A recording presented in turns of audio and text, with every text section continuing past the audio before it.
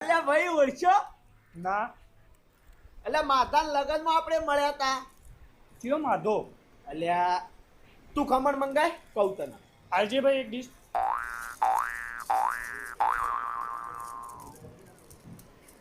આપણે માધાના લગ્નમાં મળ્યા હતા યાદ હ? ના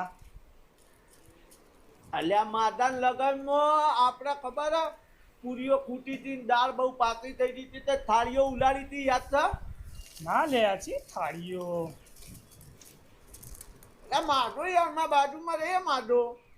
અરે તારા બાજુ મેં હું ચી રીતે ઓળખું? એટલે આ ઉભો રે હું હાથ ધોઈને આવું પછી તને સમજાવું. આ કોણ હતો ભાઈ? આ તો મફતિયો રોજ આ રીતે આવીને બધાને ભાઈ ખાઈ જાય. એટલે પણ કહેવાય ના. મારે શું કરવા કેવું પડે? મારે તો ધંધો થાય.